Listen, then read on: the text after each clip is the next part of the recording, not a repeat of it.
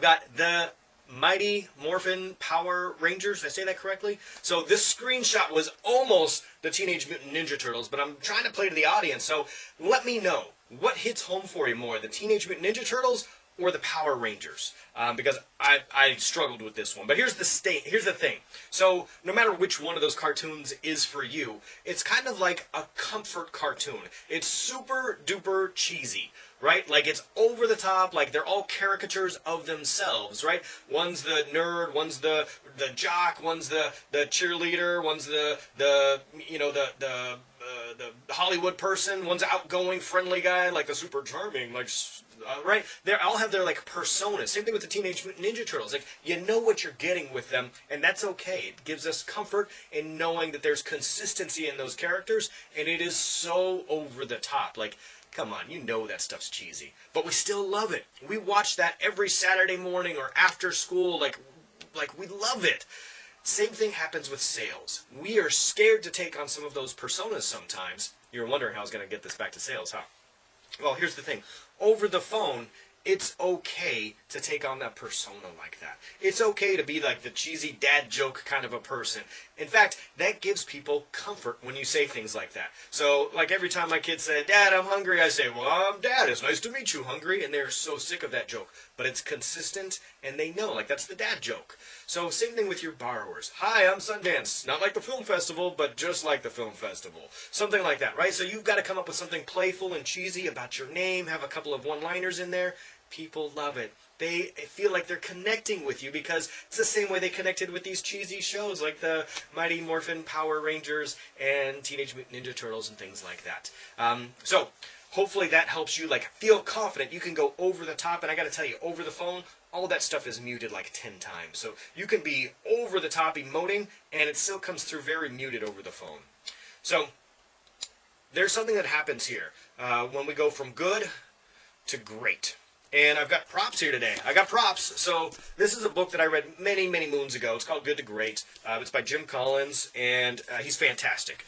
It's designed for businesses, really. It's talking about companies, you know, AT&T versus MCI, like why is one around and one's not, things like that. So now, how does that apply to us on our level? And I gotta tell you, like, I'm seeing some of these things right now, and the biggest difference between the good loan consultants and the great loan consultants, or CCS, or QA, wherever you happen to be right now, the difference between good to great is generally like not being satisfied. If you are complacent, then you are just going to stay in that good category. The problem with good is, hey, it's good. I'm good. Like, it's all good.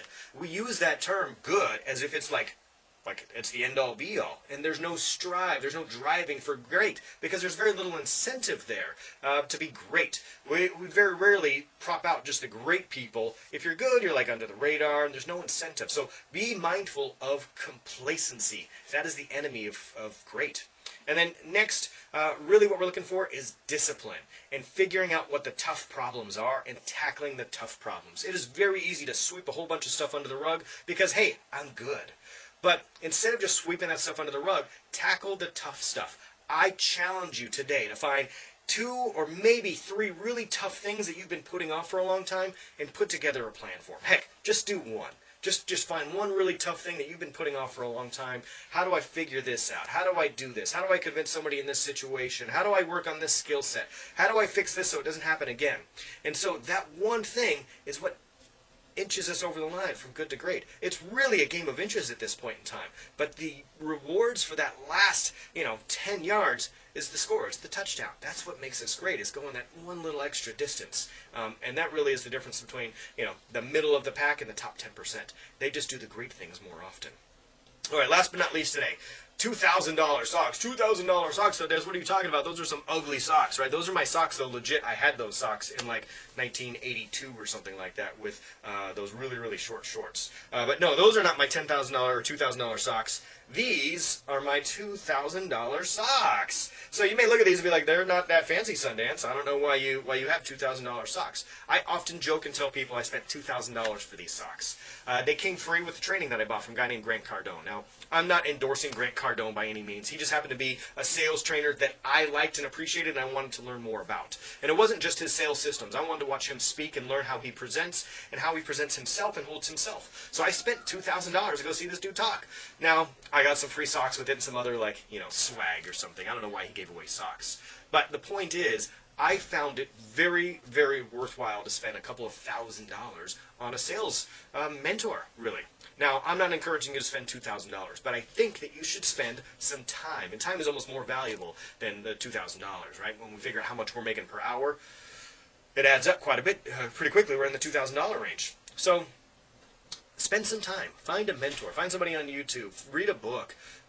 Go through, maybe old sales managers or somebody like that and spend some time. Schedule some time. I have scheduled on my meeting request today, right now, this afternoon is booked with one-on-ones for folks who don't have anything specific they want to go through, but they want some mentoring time. So I spend that time with other folks. You should find somebody who you could spend time with.